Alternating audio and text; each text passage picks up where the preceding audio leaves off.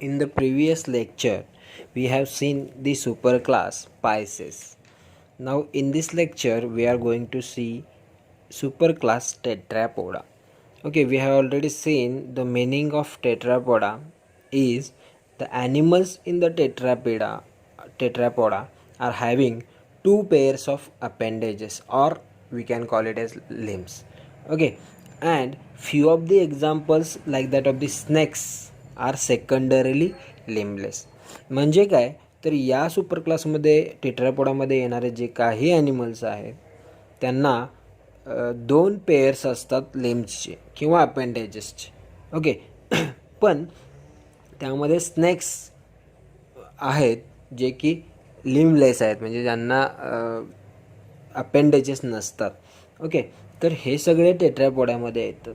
मग या टेट्रापोडाचे 4 क्लासेसमध्ये डिव्हिजन केलेलं आहे. That means in the super class Tetrapoda there are mainly 4 classes. Okay, नेमली class ॲम्फिबिया, class reptiles, class aves and class mammals. We are going to see 4 of them. But super class tetrapoda, it is mostly developed. Okay, you can understand that from the first phylum, okay, up to now there is a difference in the body and functioning of the animals. But this super class tetrapoda, it is very well developed and animals of this are superly developed. Okay, म्हणजे या क्लासेसमध्ये या super क्लासमध्ये असणारे animals हे सुपरली developed आहेत आणि last मॅमल्समध्ये होतो, म्हणजे आपल्यापर्यंत आलेलं. आपण वेल डेव्हलप्ड आहोत, आपल्या सगळ्या सिस्टीम्स डेव्हलप्ड आहे. ओके, तर आपण पहिल्यांदा या लेक्चरला 2 क्लासेस बघणार आहोत, क्लास ॲम्फिबिया आणि class reptiles. Okay, first we will see class Amphibia. The meaning of Amphibia, Amphi means both and bias mean life. That means the animals in this class are having life on both the situations. That means aquatic as well as terrestrial. म्हणजे असे प्राणी, okay, animals which can live and respire on lands as well as in the water. म्हणजे असे प्राणी की जे जमिनीवरती आणि पाण्यामध्ये सुद्धा राहू शकतात आणि श्वासोच्छवास घेऊ शकतात. रेस्पायरेशन म्हणजे काय? श्वासोच्छवास. म्हणजे हे प्राणी जमिनीवर पण राहू शकतात आणि पाण्यामध्ये सुद्धा राहू शकतात, म्हणून त्यांना ॲम्फिबियन्स असे म्हणतात. Okay, now second thing is these are poikilothermic. Poikilothermic we have already seen that poikilothermic means they can maintain their body temperature to the outer temperature. म्हणजे बाहेरचं जसं टेम्परेचर आहे त्याप्रमाणे स्वतःला ॲडजस्ट करून घेतात, म्हणून त्यांना पॉयक्युलोथर्मिक असे म्हणतात. The body of these animals are divided into head and trunk. Okay, there is a absence of neck in this amphibians. Okay, remember student that की यांच्यामध्ये बॉडीचं डिव्हिजन हे हेड आणि ट्रंकमध्ये केलं जातं. ओके, यांच्यामध्ये नेक रिजन अब्सेंट असतो. Okay, the tail is usually absent except in the salamanders. Okay, म्हणजे यांच्यामध्ये टेल अब्सेंट असते. ॲम्फिबियन्समध्ये टेल्स अब्सेंट असते एक्सेप्ट काय आहे? Salamanders. Okay, you know the salamanders, you have already seen in the Discovery Channel salamanders. Okay, they are having a tail in their entire life, but usually the animals of class Amphibia except salamanders are having lack of tail. Okay, so they are having 2 pairs of locomotory limbs arise from the pelvic and pectoral girdle. आता pelvic आणि pectoral girdle हे काय आहे? pelvic girdle and pectoral girdle are the part of endoskeleton. म्हणजे आपल्या बॉडीमध्ये जे काही हाडांची साखळी आहे किंवा एक सांगाडा आपण म्हणतो त्याला. ओके, जे काही बोन्स आहेत त्याच्यामध्ये पेक्टोरल आणि पेल्विक गर्डलचा समावेश होतो. ओके, आणि यांच्यापासून या भागांच्यापासून 2 पेअर ऑफ लिम्स अराईज झालेले आहे. Okay, after that the skin is glandular. Okay, no exoskeleton and eyelids are present. Okay, that means यांची जी स्किन आहे ती ग्लँड्युलर आहे, ग्लँड्स आहे स्किनमध्ये. एक्झोस्केलेटन कुठल्याही प्रकारचं यांच्यामध्ये प्रेझेंट नसतं. आणि आयलिड्स असतात. Eyelids means what, there are flaps on the eyes. Okay, they can close their eyes by this flap that is called as eyelids. These are present on their body. Then tympanum represents the ear. Okay, these amphibians actually in the amphibians no actual ears are present. There is a presence of tympanum just followed to the eyes. There is a presence of tympanum and it is act as a ear.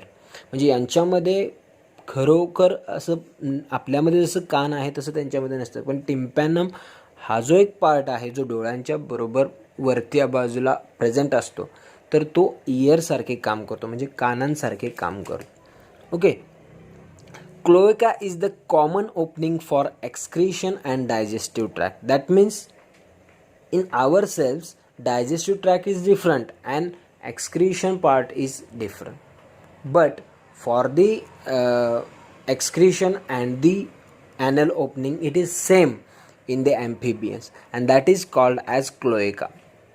Okay, then talking about circulatory system, the circulatory system is of closed type. That means the blood is passing from the arteries and veins. Okay, so it is a closed type. And three chambered ventral heart is there. Three chambered heart means the ventricles are not completely divided, that's why they are calling it that three chambered. Auricles are differentiated, two auricles are there, but ventricle it is incompletely divided, that's why it is called as three chambered heart. Okay, so ॲम्फिबियनमध्ये कसं असतं तर circulatory system ही closed टाईपची आहे आणि यांच्यामध्ये three chambered heart का आहे, दोन ऑरिकल्स आहेत, पण वेंट्रिकल जे आहे ते पूर्णपणे डिवाईड झालेलं नाही आहे, त्यामुळे त्याला एकच कन्सिडर केलं जातं, म्हणून त्यांना थ्री चेंबर्ड हार्ट असे म्हणतात. Then respiration in the amphibians is by three ways. This is the characteristic feature of amphibians. Okay, that means respiration by three ways. One is by skin, that is called as cutaneous respiration. Second is by lungs, that is called as pulmonary respiration. And third one is the buccopharyngeal respiration. तर यांच्यामध्ये ॲम्फिबियन्समध्ये तीन प्रकारे respiration होतं. एक तर स्क्रीनच्याद्वारे, त्याला क्युटॅनियस respiration म्हणतात. दुसरं लंग्सच्या माध्यमातून, त्याला पल्मनरी रेस्पायरेशन म्हणतात. आणि तिसरं बक्कोफॅरेंजियल रेस्पायरेशन आहे.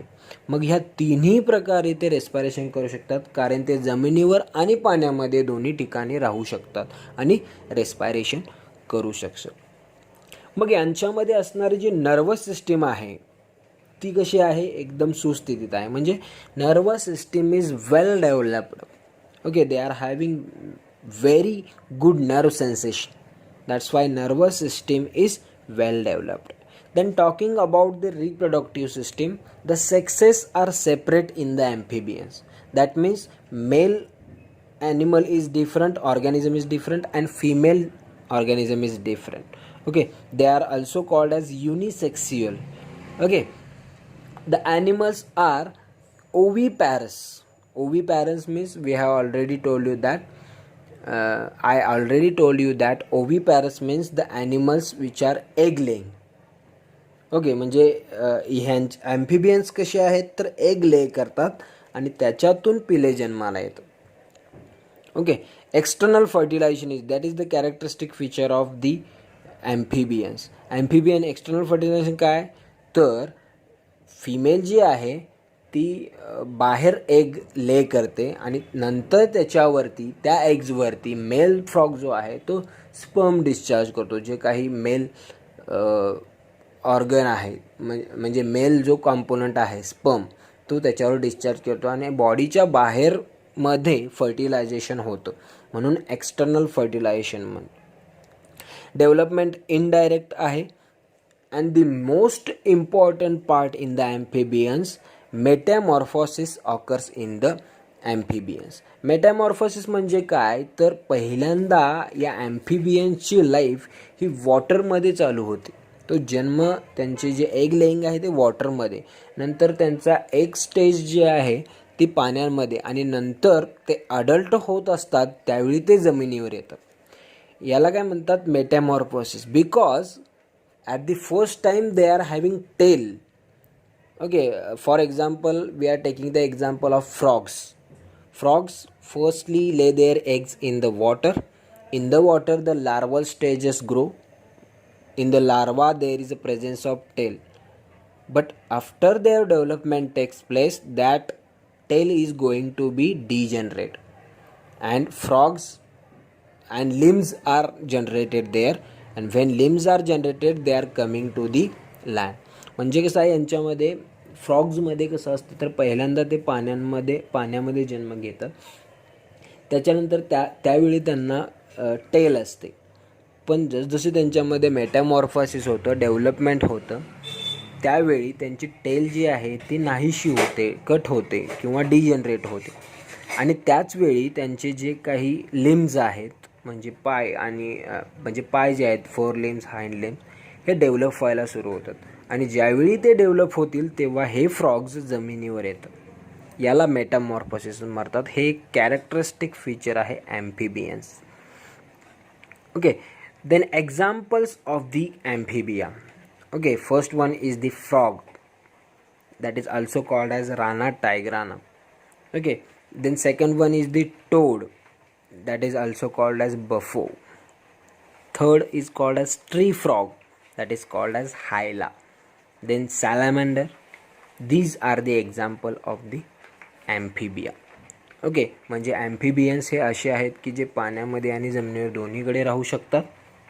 मग त्यांच्यामध्ये रेस्पायरेशन 3 प्रकारे होतं, क्युटॅनियस, पल्मनरी, बकोफॅरेंजियल. त्यांच्यामध्ये ते ओव्हिपॅरस आहेत. एक्सटर्नल फर्टिलायझेशन आहे. त्यांच्यामध्ये मेटॅमॉर्फोसिस होतं. ओके, त्यांच्या लिम्स 2 पेअर्स ऑफ लिम्स त्यांच्यामध्ये अराईज होतात. बॉडीमध्ये नेक अब्सेंट असतं, हेड आणि ट्रंकमध्ये डिवायडेड झालेलं असतं. This is about the amphibia. Then coming to the next class, that is class Reptilia. Okay, repair means to crawl. Okay, these are crawling animals. Reptilia, in that mostly snakes like animals are included in the reptilia. These are crawling animals. म्हणजे काय, सरपटणारे प्राणी, जमिनीशी लगत सरपटत पुढे जाणारे प्राणी, हे सगळे रेप्टिलियामध्ये येतात. रेप्टाइल्स म्हणतो आपण त्यांना. Okay, these are also poikilothermic animals. That means they are adjusting their temperature with the outer temperature. These are the first true terrestrial vertebrates. Now this is very much important. Amphibia also terrestrial, but they are after they are become an adult, then they are coming to terrestrial. But reptilia are the first terrestrial vertebrates. म्हणजे काय तर reptiles हे पहिले जमिनीवरती राहणारे प्राणी आहेत. कारण फ्रॉग जमिनीवरती होता पण पहिल्यांदा तो पाण्यामध्ये जन्म घेतो, नंतर अडल्ट झाल्यावरती जमिनीवर येतो. पण रेप्टाइल्स हे फर्स्ट टेरेस्ट्रियल वर्टिब्रेट्स आहेत. Okay, in that few are aquatic, semi aquatic and marsh dwellers. म्हणजे यांच्यामधले काही पाण्यामध्ये असतील, काही पाण्यामध्ये जमिनीवर असतील आणि काही मार्श म्हणजे चिखल भागामध्ये राहत असतील. तर हे यांची झाली lifestyle. Okay, locomotion of these animals is by walking, crawling with the help of clod digit. Okay, और बाय द लिम्स. आता यांच्यामध्ये लोकोमोशन म्हणजे स्थलांतर आहे, हालचाल जी आहे ती कशामुळे होते, चालण्यामुळे होते, सरपटण्यामुळे होते, वॉकिंग अँड क्राउलिंग. क्लॉड डिजिट्सच्या मध्ये त्यांचे जे डिजिट्स आहेत ते क्लॉड असतात. ओके, तुम्ही बऱ्याचशा प्राण्यांच्यामध्ये बघितलं असाल, म्हणजे मगर असू दे, घोरपड असू दे. ओके, यांच्यामध्ये क्लॉड डिजिट्स असतात. But snacks R limbless. म्हणजे स्नेक्समध्ये काय आपल्याला त्याचे हात किंवा पाय दिसत नाहीत, तर ते सरपटत पुढे जातात. त्याला क्रॉलिंग मोमेंट असे म्हणतात. Okay, they are having exoskeleton. Okay, आता यांच्यामध्ये एक्झोस्केलेटन आहे. कुठलं एक्झोस्केलेटन आहे, प्रेझेन्स ऑफ स्केल्स, शील्ड्स और plates. Scales, you can see the scales और shields on the body of the reptiles त्याच्यामध्ये तुम्ही मगर असू दे, घोरपड असू दे किंवा साप यांच्या अंगावरती बघा की तुम्हाला शील्ड्स, प्लेट्स किंवा स्केल्स दिसते. Okay, that is the exoskeleton of this animals and their skin is dry. तुम्ही कधीही बघू शकताय मॉइस्ट स्किन नसते.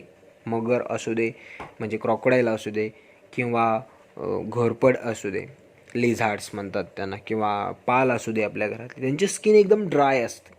Okay, then tympanum is present and it is act as a ear. जसं की ॲम्फिबियन्समध्ये होतं की टिम्पॅनियम हे इयरचं काम करतं, म्हणजे कानासारखं फंक्शनिंग टिम्पॅनम करतं. आता क्रेप्टाईल्समध्ये heart it is not perfectly 4 chambered. That means 2 auricles are there but ventricle is incomplete. म्हणजे जसं ॲम्फिबियन्समध्ये होतं 3 चेंबर्ड हा, म्हणजे 2 ऑरिकल्स आहेत पण वेंट्रिकल हे पूर्णपणे डिवाइड झालेलं नाही आहे, म्हणून याला नॉट परफेक्टली 4 चेंबर्ड हार्ट म्हणतात किंवा 3 चेंबर्डसुद्धा म्हणू शकतो आपण. Their brain is well developed, म्हणजे यांचं ब्रेन जे आहे ते वेल डेव्हलप्ड आहे. असं का म्हटलेलं आहे तर यांच्यामध्ये सेरेबेलम आणि ऑल्फॅक्टरी लोब्स नावाचे जे पार्ट आहेत ब्रेनचे बरेचसे पार्ट आहेत. सेरेब्रम, सेरेबेलम, ओके, पॉन्स असे जे पार्ट आहेत, मेडिला ऑब्लांगेटा, यांच्यामधला सेरेबेलम आणि ऑल्फॅक्टरी लोब हे जे भाग आहेत ते वेल डेव्हलप्ड आहे आणि म्हणूनच यांचा ब्रेन जो आहे तो वेल डेव्हलप्ड आहे reptiles. Okay, talking about the reproductive system, their sexes are also separate. We can also called as unisexial. That means male and female organisms are different in reptiles also. There is a prominent sexual dimorphism in these animals. Sexual dimorphism means male and females are significantly identified.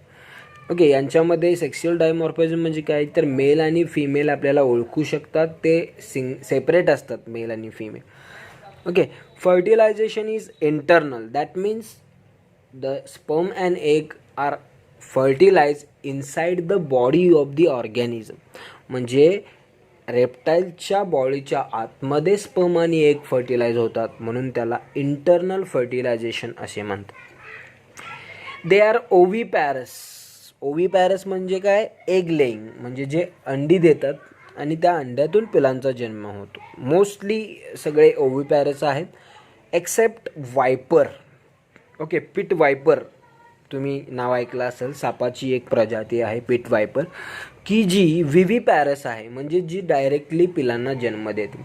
ही जर सोडला, म्हणजे पिट viper जर सोडला, तर बाकी सगळे snacks आणि जे रेप्टाईल्स आहेत, क्रॉकोडाईल्स असू देत, ओके, लिझार्ड्स असू देत, दे आर ओव्हिपॅरस.